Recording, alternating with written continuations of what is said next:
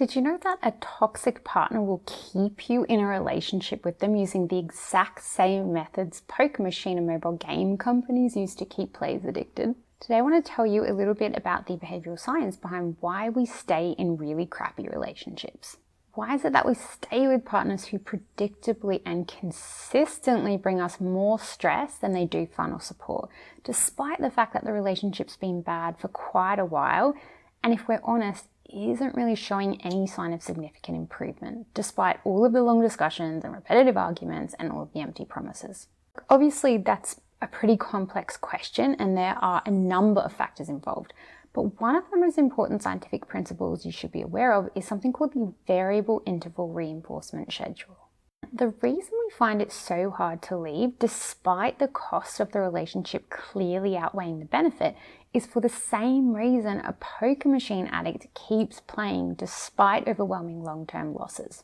Within the field of behavioural science, reinforcement schedules refer to a specific way of providing rewards to an organism to provoke it to repeat a given behaviour.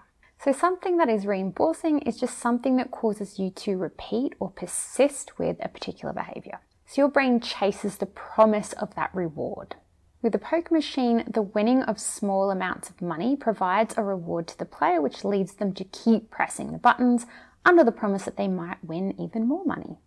In a typical mobile phone game, the player might receive points rather than money. So there are all sorts of different reinforcement schedules. These are different ways that we could reward players. We could give them 20 cents or 50 points every time they push a button. We could give them 50 points or $1 for every fifth push of the button, and so on and so forth. So researchers have tested a lot of different ways of dishing out reward and found that the most effective way to get someone to persist with any behaviour, even with a lot of frustration and very little reward, is by using something called a variable interval reinforcement schedule. This means that we randomize the timing and size of the reward so that it's no longer predictable. So we don't know when the next reward is coming. So with regard to, say, a poker machine, this time you press a button, you might win $10 after 5 presses of the button. But the next time it might take 30 hits. Maybe you've been sitting there for 20 minutes and you haven't won anything at all, but then just as you're about to give up, you win a few dollars. Now, researchers have found that you can keep someone playing for very little reward this way because the player doesn't know when the reward will come, which means they're more hesitant to stop playing in case the very next press could have been the jackpot. And then just as they're about to give up, if you give them even a couple of dollars, like the tiniest crumb of a reward, you renew that promise of a bigger win because you show them that winning is theoretically possible. Now, a crappy partner is likely going to use that very same reward schedule to keep you in the relationship. If a crappy relationship was bad 100% of the time, that is, we were rewarded 0% of the time, we'd leave pretty fast. But what tends to happen is that every so often we're thrown this kind of crumb of hope in the same way that a poker machine is going to throw a player $2 or $3 every so often. So every once in a while, right, you have this really good day where you're not fighting and things are good again, and it sort of reminds you of how things used to be, or maybe how good things could be if you just kept at it. Or you're feeling completely ignored and unappreciated and convinced they don't care about you. And then you get this lovely text or like a gesture that seems really thoughtful. And so now you're confused again. Or maybe you are literally at breaking point and you're seriously thinking about leaving. But then just as you're about to call it, you have what feels like a breakthrough conversation where it feels like they've demonstrated some kind of genuine insight. So once again, you decide to stay. It is that same variable interval reinforcement schedule. Because the reward schedule is unpredictable, your brain doesn't know when the next crumb of love or fun or hope is coming, right? So it's more willing to persist in the absence of any reward at all for longer and longer periods of time. In addition, we worry about leaving because these smaller crumb rewards cause us to worry that we might be about to leave just before we're about to hit the jackpot, right? Which in relationship terms maybe is that breakthrough moment where our partner finally gets it and we're able to work things out together and be happy again.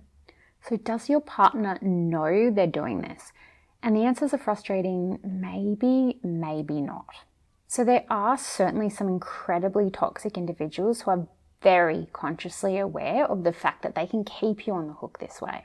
So as soon as they feel as though you might be able to genuinely pull the pin, or perhaps even when they're just kind of bored of fighting and want to get you off their back for a while, they know exactly what they need to say and do in order to give you that kind of little burst of hope and reward that's going to keep you on the hook. In many cases though, it's not really conscious. It might happen more because they're a bit lazy or avoidant, or they're placating you for a number of reasons. So they agree to make some changes in behavior that they don't really agree with when things get heated because they just want to get out of the conversation, or they're afraid of losing you, right? So just as you're about to leave, they agree to change even though they haven't actually changed their mind. Potentially they're the kind of person who really only deals with things when they get to that crisis point. So even though you've told them like 100 times you're unhappy, they avoid actually doing anything about it because either they're lazy or they're overwhelmed or whatever it is. And then when they realize things are about to fall apart, they do something really romantic or something that shows they really want to change. Sometimes you guys will just randomly have good days for no particular reason, right? No one's manipulating anyone. You just have a great day together. And even though things are pretty crappy between you and you might be largely incompatible, that one day just refuels you both enough to persist a little longer, and it keeps happening. If you think you or someone you know might be stuck in this kind of pattern, I've linked a free guide in the description below that goes into a little bit more detail with regard to this pattern, and provides also just a few questions to help you explore the reasons you feel stuck in that pattern a little bit further. Also, I haven't yet found a way to ask people to like and subscribe that doesn't feel super gross and awkward. So yeah, if you want, please do both of those things. So the types of things that could serve as rewards or reinforcements in a relationship dynamic could be words such as compliments, promises, professions of love, apologies. It could also be physical affection, a conversation where you feel like your partner actually listens, a nice date night, a good day where you laugh together and don't argue.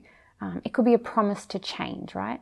So I'm actually really interested in learning more about the kinds of things that seem to keep you or the people you know stuck in these relationships, like relationships that have been bad for a really long time. So is it the same kinds of things I'm talking about, or is it something different?